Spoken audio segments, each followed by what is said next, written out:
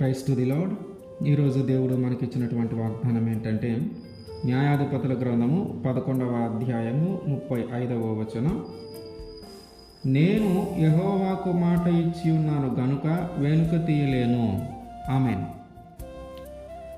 దేవునికి మాట ఇచ్చి వెనుతిరగకూడదు. దేవునికి మొక్కుకొని దాన్ని మర్చిపోకూడదు. నేను నీ కోసం ఇది చేస్తానయ్యా అని చెప్పి చేయకుండా ఉండకూడదు. మన చుట్టూ ఉన్న పరిస్థితులను బట్టి, మనం అనుభవిస్తూ ఉన్న పరిస్థితులను బట్టి కొన్నిసార్లు దేవుడితో మనం మొక్కుబడి చేసుకుంటూ ఉంటాం. మనకి ఏదైనా ఒక వ్యాధి ఉంటే, నన్ను ఈ వ్యాధి నుంచి విడిపిస్తే నేను నీ కోసం కానీ నీ గుడిలోకి కానీ నేను ఫలాంది తీసుకొని వస్తాను, ఫలాంది చేస్తానని మొక్కుకుంటాం. లేదు, మన మీదకి ఒక ఆపద రాబోతుంది, మన చుట్టూ ఉన్న వాళ్ళందరూ మన మీదకి రాబోతున్నారు అని మనకు అనిపించినప్పుడు, నన్ను ఈ ప్రమాదం నుంచి విడిపించు, నన్ను ఈ ఆపద నుంచి కానీ నువ్వు తప్పిస్తే నేను నీకోసం ఫలానిది చేస్తాను అని మొక్కుకుంటూ ఉంటాం. ఇట్లా మన జీవితంలో మనకి ఎదురయ్యే ప్రతికూల పరిస్థితులను బట్టి కొన్నిసార్లు దేవునితో మనం మొక్కుబడి చేస్తూ ఉంటాం. నేను నా జీవితంలో దీన్ని తీసివేయి, నేను నీకోసం ఫలానిది చేస్తాను, లేదా నా జీవితంలో దీనిని జరిగించు, నేను నీకోసం ఫలానిది చేస్తానని చెప్పి దేవుని దగ్గర మొక్కుబడి చేసుకుంటూ ఉంటాం. అయితే దేవుడు మనం ఆశించింది జరిగించినప్పుడు, మనము ఆ వ్యాధితో బాధపడుతూ ఉంటే, ఆ వ్యాధి నుంచి దేవుడు మనల్ని విడిపించినప్పుడు, ఆ ఆపద మన మీదకి రాకుండా దేవుడు అడ్డుకున్నప్పుడు, మనం చేసుకున్న మొక్కుబడి సంగతిని మనం పెద్దగా పట్టించుకోం.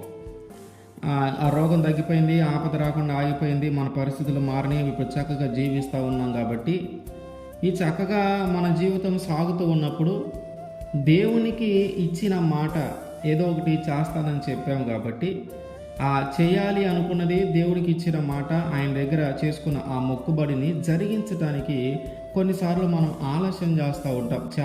చేద్దాంలే, ఇప్పుడు కాదులే, వచ్చే నెల చేద్దాంలే, ఇట్లా ఆలోచన చేసుకుంటూ ఉంటాం.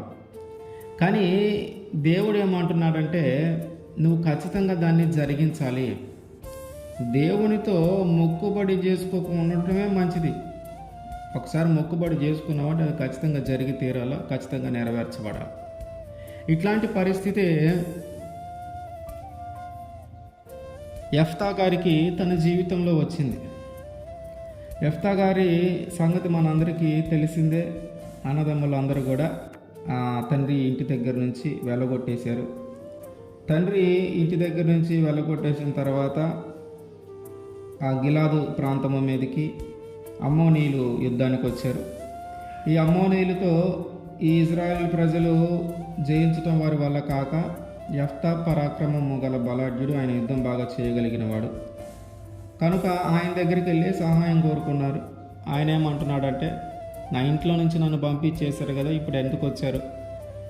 మీకు అవసరం వచ్చిందని ఇప్పుడు నా కోసం వచ్చారా అని చెప్పి ఆయన ఆ మాట అని, తర్వాత పెద్దలందరేమో కాదు నువ్వు వస్తే ఆ తర్వాత నువ్వే మా అందరి మీద ప్రధానిగా ఉంటావు అని చెప్పి ఆయనకి చెప్పి తీసుకొని రావటం జరిగింది. తీసుకొని వచ్చిన తర్వాత యెఫ్తా గారు ఏం చేశాడంటే, దేవునికి మొక్కుబడి చేసుకున్నాడు. అయ్యా, మరి మిద్యానీయుల మీద యుద్ధానికి వెళ్తా ఉన్నాను, అమ్మోనీయుల మీద యుద్ధానికి వెళ్తా ఉన్నాను, మరి వాళ్ళని జయించి తిరిగి వాళ్ళని జయించేలాగా కానీ నువ్వు చేస్తే, వాళ్ళని మా చేతికి నువ్వు అప్పగిస్తే, ఇదిగో నేను ఒక మొక్కుబడి చేసుకుంటా ఉన్నా. అదేంటంటే, నేను జయించి ఇంటికి వచ్చేటప్పుడు నా ఇంటిలో నుంచి ఏదైతే నాకు ఎదురొచ్చిందో నేను నీకు దాన్ని బలిగా అర్పిస్తానయ్యా అని చెప్పి దేవుని దగ్గర మొక్కుబడి చేసుకున్నాడు. దేవుని దగ్గర మొక్కుబడి చేసుకున్న తర్వాత సరే, దేవుడు ఆయనకి సహాయం చేసి యెఫ్తా గారికి ఆయన పక్షము నుండి యుద్ధం జరిగించి గెలిపించి తిరిగి తీసుకొని వచ్చాడు. తిరిగి ఇంటికి తీసుకొని వచ్చిన తర్వాత తన కుమార్తె, తనకొక్కగానొక్క కుమార్తె, ఇక ఆయనకి ఆమె సంతానం, ఇక మగ సంతానం కానీ ఆడ సంతానం కానీ ఎవరు లేరు, ఆమె ఒక్కతే కూతురు. ఈ ఒక్క కూతురు ఏం చేసిందంటే, మా నాన్న యుద్ధాన్ని జయించి వస్తున్నాడనే సంతోషముతో ఆమె నాట్యము తన చెలికత్తెలందరిని దగ్గర పెట్టుకొని తన తండ్రిని సంతోషంగా ఆహ్వానించాలని నాట్యము చేసుకుంటూ ఎదురొచ్చింది. ఈయనేం మొక్కుబడి చేసుకున్నాడు, ఏదైతే ఎదురొచ్చిందో దాన్ని బలిగా అర్పిస్తాను నీకు అని. సాక్షాత్తు తన సొంత కూతురే వచ్చింది.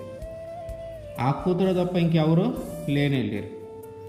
అటువంటి పరిస్థితుల్లో ఏ తండ్రి అయినా బాగా ఏడ్చుకుంటూ మానసికంగా కృంగిపోయే పరిస్థితి. యెఫ్తా గారు కూడా అదే పరిస్థితి. కూతురుని పిలిపించి, అమ్మా నేను దేవుడికి ఇట్లా మాట ఇచ్చాను, దేవుడితో ఇలా మొక్కుబడి చేసుకున్నానని చెప్తే, సరే 2 నెలలు నాకు సమయం ఇవ్వండి, ఆ తర్వాత మీ ఇష్టం వచ్చినట్టు జరిగించండి. అసలు ఏ తండ్రి అయినా దాన్ని చేయగలుగుతాడా అంటే చేయలేడు.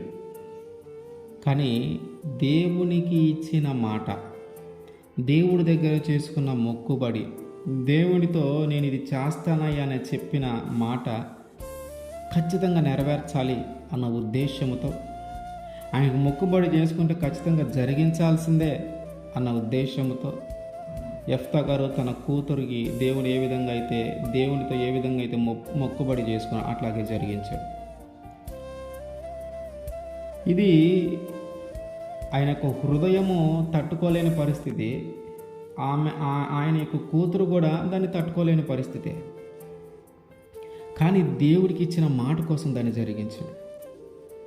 మరి మన జీవితంలో మనమేమి దేవునితో మొక్కుబడి చేసుకుంటూ ఉన్నాం, మనమేమి దేవునికి ఇస్తానని మాట ఇచ్చాం, మరి వాటిని జరిగించడానికి ఎందుకు ఆలస్యం చేస్తూ ఉన్నాం, వాటిని జరిగించడానికి ఎందుకు ఈ సంవత్సరమో వచ్చే సంవత్సరమో లేకపోతే ఈ నెల కాదు వచ్చే నెల అని మనం సమయాన్ని పోనిస్తూ ఉన్నాం. దేవుడికి ఇస్తానన్నది ఖచ్చితంగా ఇవ్వాలి. ఆయన దగ్గర మొక్కుబడి చేసుకున్నది ఖచ్చితంగా జరిగించాలి. అది ఎప్పటికైనా జరిగి తీరాల్సిందే.